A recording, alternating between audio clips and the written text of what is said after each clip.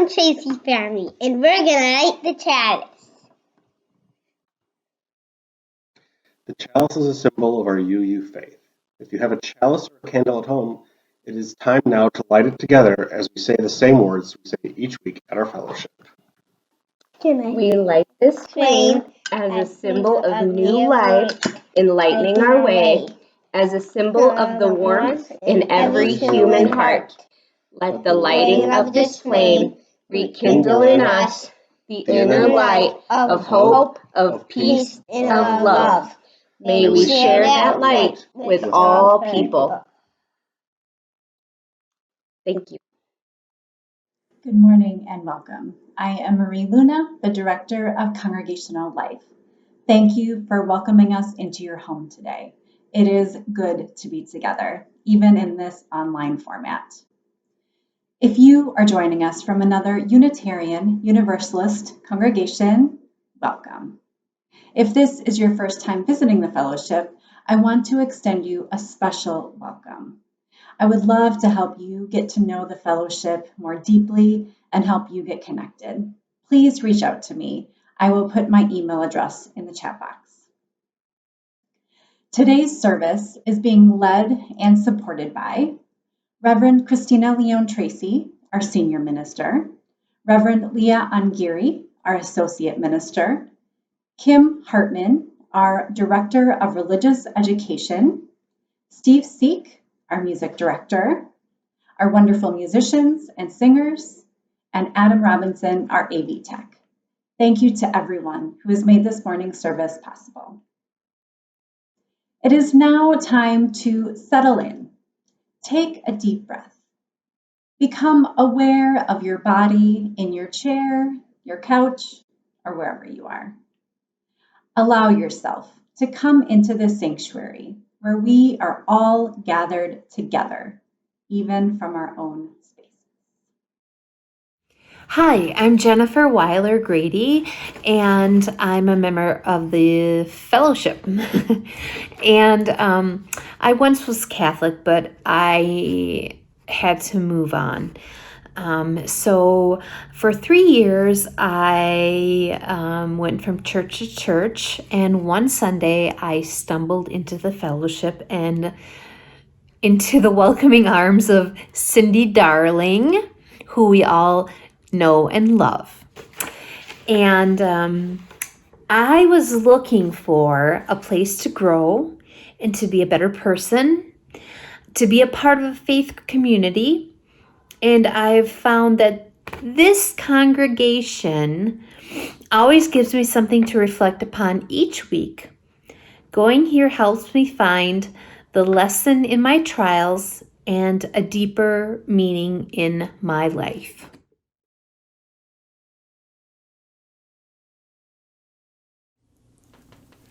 Return again, return again, return to the home of your soul. Return again, return again, return to the home of your soul. Return to who you are, return to what you are, return to where you are, born and reborn again. Return again, return again, return to the home of your soul. Return again, return again, return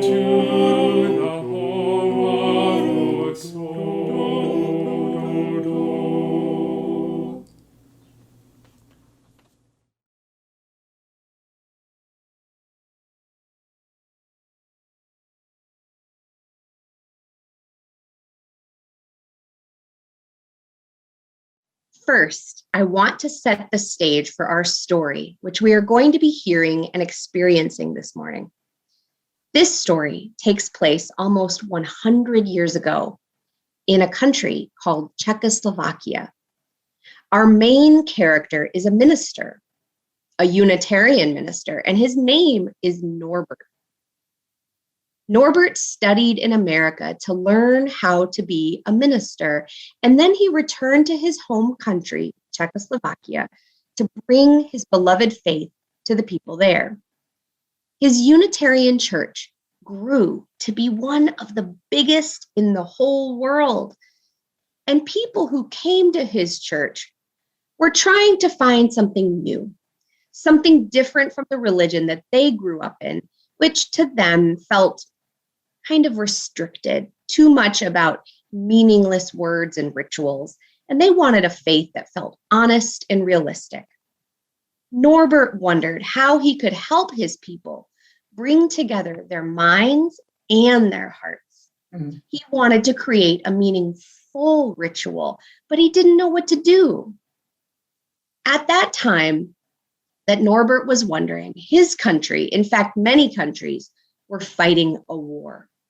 There was an army that had risen to power, and they were trying to create a human race with only one type of person. They believed that there was one skin color, one heritage that was good, and everyone else wasn't good enough. So they fought people and taught children their ideas and scared those people who they believed weren't good enough. And they even hurt and killed people as they tried to create their master race of people. It was a scary time. But it was at this time that our flowers came into the world.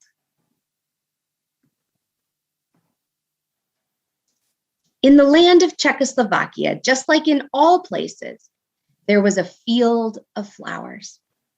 4 flowers were about to come up from the ground, having opened themselves up from their seeds, yawned and stretched, and pushed their way out of the hard ground, not knowing what they would find. Our first flower, Sunny, was a bright yellow sunflower filled with happiness. Next came Rosie, who was a red rose, loving and kind. Then there was Violet, a small purple flower, humble and a little shy. And last was Dandy, a puffy yellow dandelion, strong and confident. As they all came out of the ground, they were shocked at the light. They had known deep down in their roots that there was light up there, the light that was calling them upward out of the soil, but they hadn't expected it to be so bright. This is the life. I love the sun. Bright and shiny. It's just like me.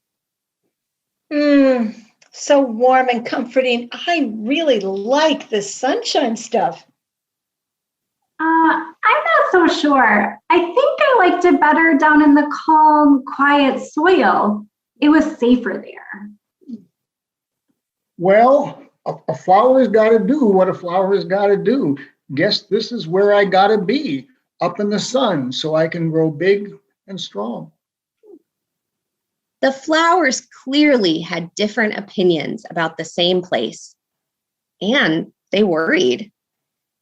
But then, as the warm breeze rustled them around, they began to move and talk.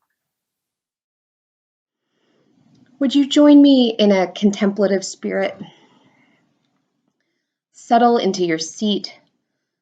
Close your eyes if you are feeling comfortable. Imagine that you too are emerging like these flowers. And we are emerging out of the confusion, worry, fear, and chaos of the past 15 months. Emerging out of our homes, out of our bubbles, perhaps emerging from behind our masks into the world. Some of us feel ready, excited, excited, hopeful, joyful, wanting to bask in the emergence. Some of us feel anxious or fearful, needing to move a little slower. Most of us likely feel a little bit like each flower, a complexity of emotions, changing from day to day or moment to moment. As we begin to emerge, let us stretch ourselves. Imagine the sunlight in your mind's eye. Reach up into the sun, stretching and growing toward it. Reach physically, feeling your body unfold. And reach spiritually, allowing the tight places to loosen, the cracks to open, the sunlight and rain to nourish you. We ask that the spirit of life move among us. Move among us as it moves among the flowers in the field, to give us life and strength and hope as we continue to emerge. Let's take a moment to reflect silently together.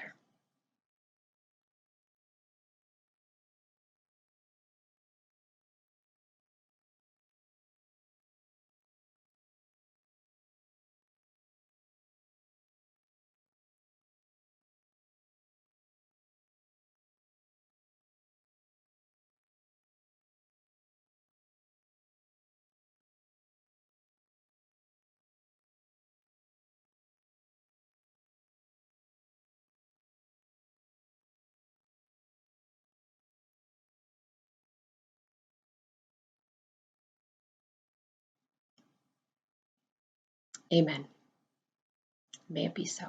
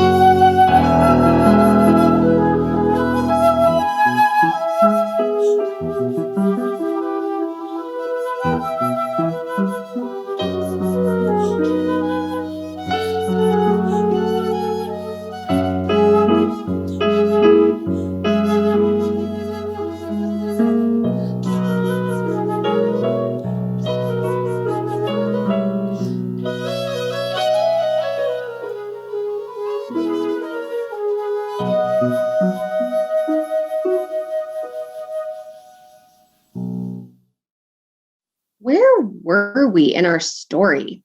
Oh, right. The flowers clearly had different opinions about the same place, and they had worried. But then, as the warm breeze rustled them around, they began to move and talk. Our flowers got to know one another, sharing their joys and concerns with each other. Each flower had to change and challenge itself, growing bigger and more beautiful and strong every day. I'm so grateful for the rain and the nourishment of the soil because I need all the help that I can get to grow as tall as I will. Already, I'm taller than everyone. What fun! Me and my buddies here on this bush are all budding and flowering every day, opening to the world. I appreciate my thorns. They're sharp, but they keep me safe, and they allow those bees to enjoy my flowers. I'm still small and dainty, but that's okay. It is who I am. And as we grow, we stay small, but there are more and more of us, and we do sure smell sweet. I can grow just about anywhere. I can get tall, and my bright yellow head makes me a real treat for bees and insects.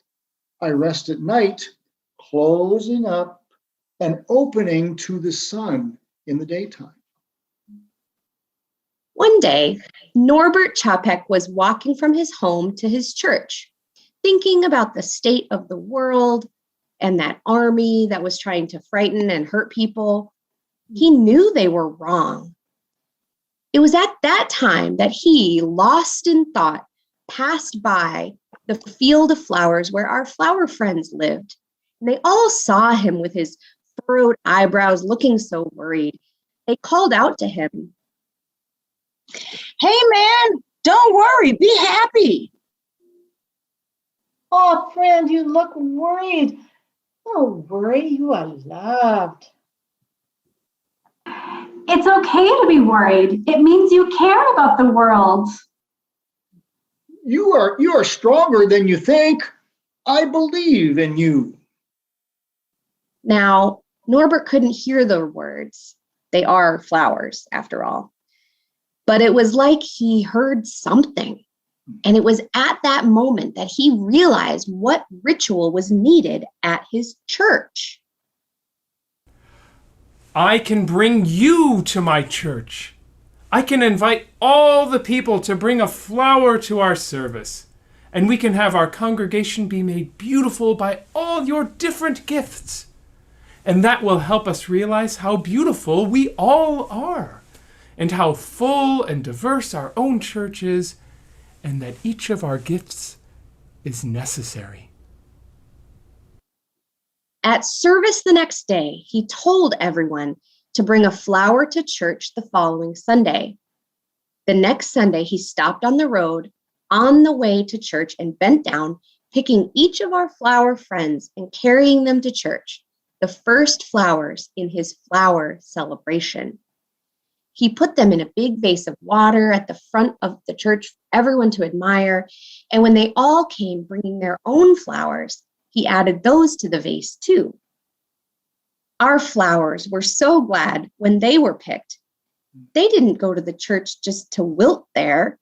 They knew that they had gifts to give the world, but they weren't sure who needed their gifts, and they were pleased to be chosen for someone. Flowers are such a blessing and so amazing. Families built of miracles. I have always loved flowers with their sudden appearance after a brutal Midwestern winter. The vincas spreading up the hill each year and emerging through the remaining snow, and daffodils coming along on the hillsides facing south, through the dried leaves of the last summer and the remaining patches of snow. Such beauty appears in the ebb of snow and cold, showing their rebirth, quiet and strong. after what felt like an unsurvivable winter. We then have our own communions with the flowers and all the later arrivals. Our yard flowers quickly engage in their other communions with us as we pause on our walks and our yard work to receive their beauty, scent, and purpose, and also with honeybees and other native pollinators emerging during the springtime. Now, research now explores the powerful and mysterious interaction of flowers with honeybees and other pollinators. Flowers are visible to honey and bumblebees in the ultraviolet range of light, which is invisible to human eyes, but very clear to the bees, along with the odor of the. Recently, there is evidence of an electrical sensation and connection between bees and flowers. When bees fly to gather nectar and pollen, they develop a positive energy due to the friction of their wings and the air. Opposite electrical charges attract, and the flower's negative charges serve to attract the bees. As the bees approach, the difference in the charges attracts pollen to the pollinating bees. The bees carry this pollen in special sacks on their legs, and they deposit it as they travel to other flowers. You see, they both need each other. The bees need the nectar and the pollen from the flowers, and the flowers need the bees to spread their pollen to other flowers, and thus continue their intertwined lives. This dance between bees and flowers demonstrates the interconnected web of all existence and the importance of working together. Nature has demonstrated such symbiotic relationships for millions of years, and we need to heed this message and to appreciate the powerful communal ties that serve our green and blue planets' communions of life.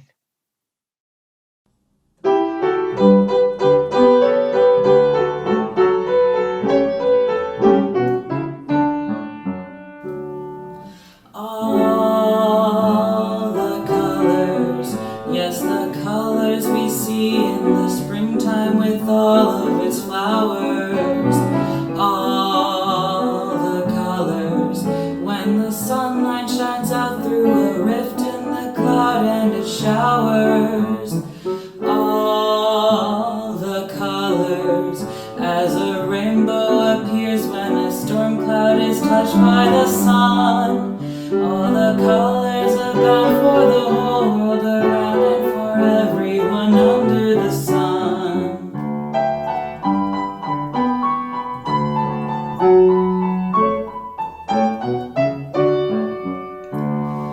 De colores se visten los campos en la primavera. De colores son los pajaritos que vienen de afuera. De colores es el arco iris que vemos lucir. Y por eso los grandes amores de muchos colores me gustan a mí.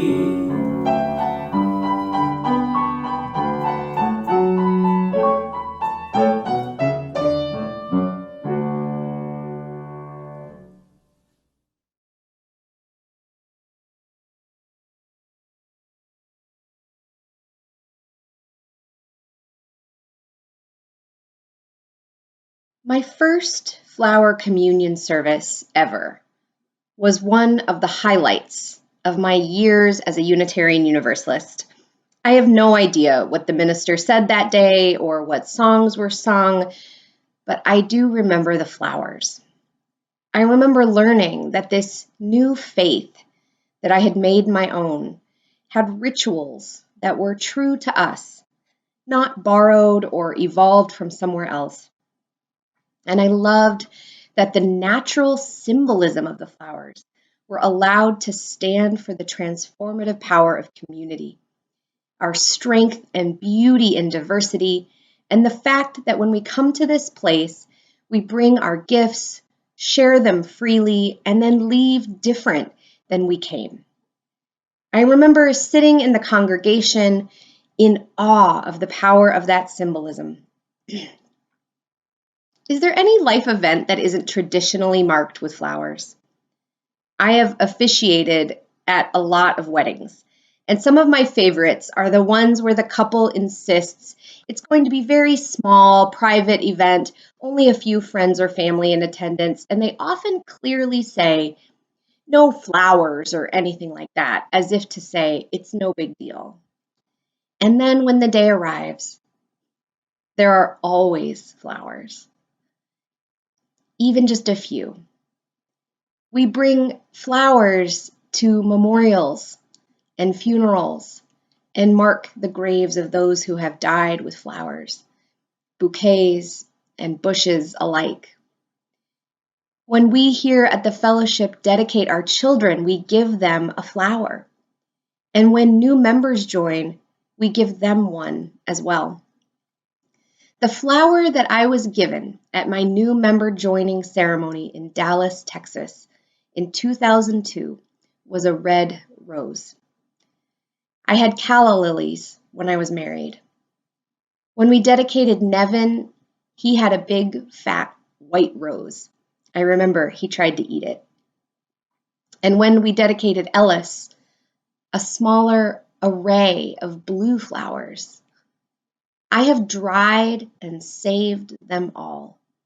A small, tangible memory of the markers of powerful moments in my life.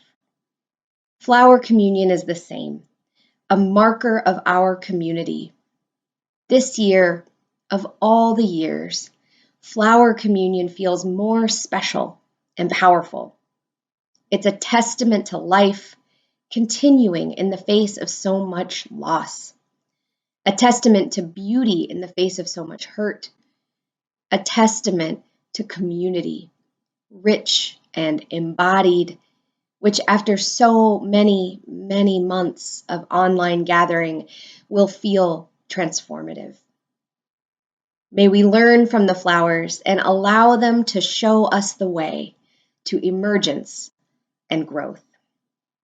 Amen. And may it be so. If you brought a flower to share today at our Zoom service, I invite you to hold it up to your screen now. If your camera is off, now is a great time to turn it on for a moment. We will end the spotlight so that you can put your view on gallery view if it's not already, so you can see each other's flowers and faces.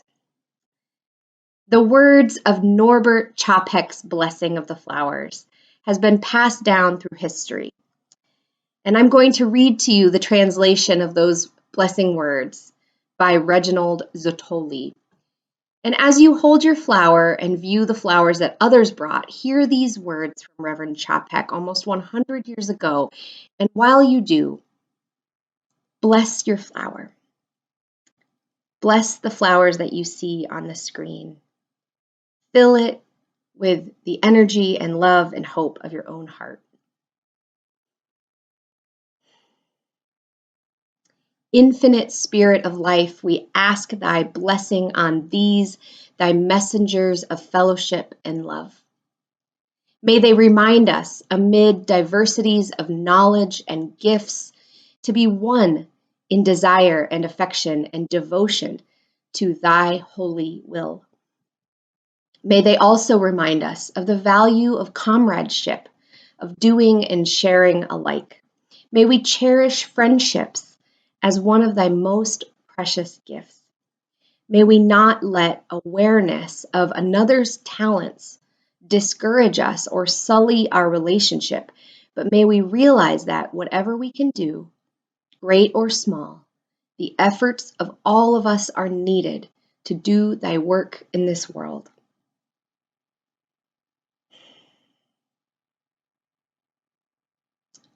Thank you. Thank you for blessing your flowers. And we invite you this afternoon, after our annual meeting, which will be held immediately after this service on Zoom, we invite you at 3 o'clock to join us outside the fellowship building, park your car, and walk or roll up to the front of the building with your flowers. One at a time, you will place your flower into the vase. And if you are with others, you'll choose a flower to give to someone that you are with. And they will do the same for you. Staff will also be there to greet you and help or to provide you with a flower. We remember that our transformation when we come to the fellowship is not of our own choosing. And so we receive the gift of the flower rather than selecting it ourselves. No matter the gift, it is always sure to be beautiful. See you at 3 o'clock.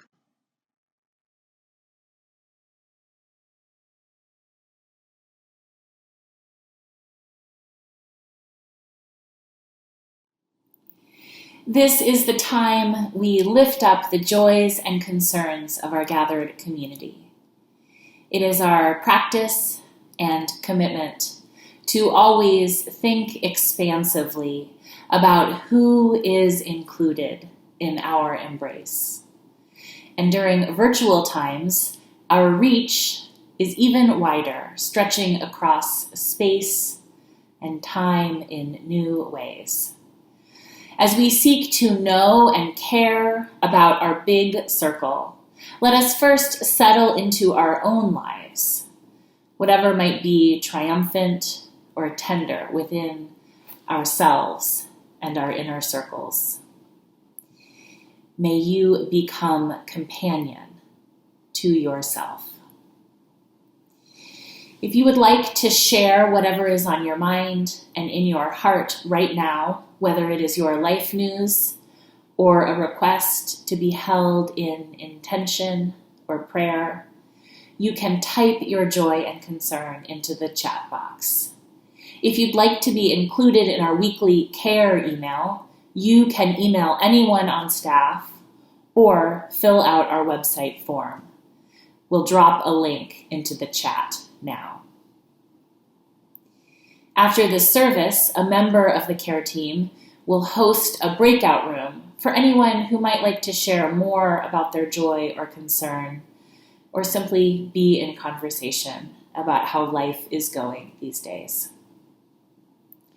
Care and connection are available during the week too. Please contact our office if you'd like a listening presence or some help accessing resources, and a minister or care team member will be in touch.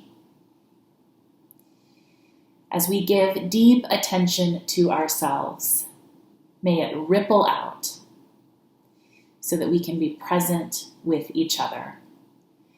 May this practice renew us again and again so that we might be able to offer and receive support and connection. May this silence help make it so.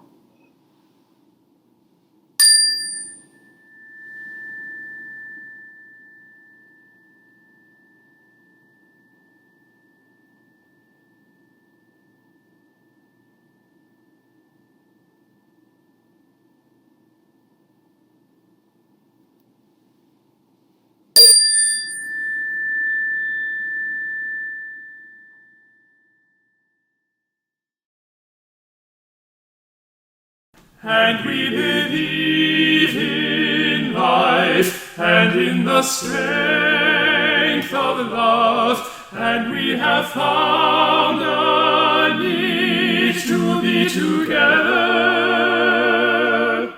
We have our hearts to give, we have our thoughts to receive, and we believe that sharing is an answer.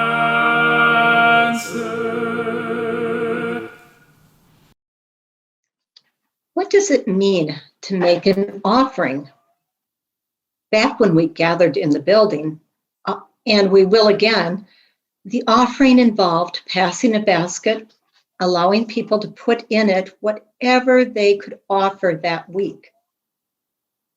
It had a real tangible feeling. And then our ushers would come in front as we sang, "From you I receive, to you I give, together we share, and from this we live." It's still true. We give and we receive as we are able. And this community allows us a chance to do that in so many ways, in words, our action, our commitments, and our financial resources. We know that there are always those among us who are in need. We are here to help. Please do not hesitate to reach out to Reverend Christina or Reverend Leah if you are in need of financial or emotional support, so we can offer help. And if you are one of us who feel stable and able to give, we ask that you continue to do so, so that our ministries might be able to continue for months and years to come. Thank you.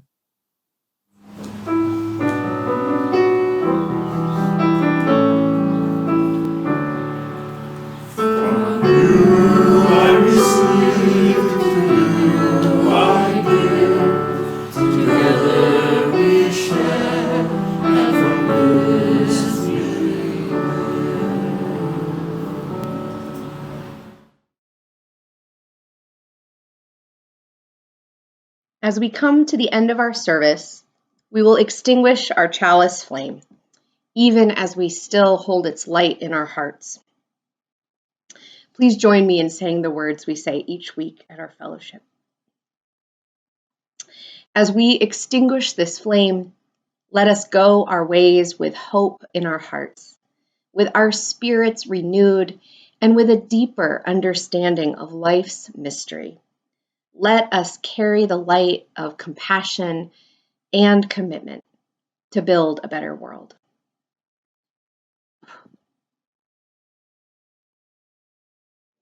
After our closing words, we will end our meeting instead of having our usual breakout groups. The reason for this is that we will transition quickly to our annual meeting. It is important for all of our members to attend the meeting so that we can elect our board members, pass our budget, and decide important business for the fellowship. All are invited, but only members can vote. You need to, if you haven't already, register for the annual meeting at the link provided in the chat box. Without that registration, you will not have the Zoom link to the meeting. Also, as a reminder, at 3 p.m. today, your staff will be at the fellowship building for a special walk-up flower communion ritual. Park your car and come to the front of the building to leave a flower and then take a different one home. Additionally, this is our celebration and farewell for Reverend Leah and her family as they prepare to depart for Oregon. Bring a card for them, or if you wish to fill one out there, we will have some available. You're also invited to dress flowery or kind of like a garden if that's something that you'd like to do. We hope to see you at 3 p.m. And with that, go in peace, knowing we embrace each other, even from a distance.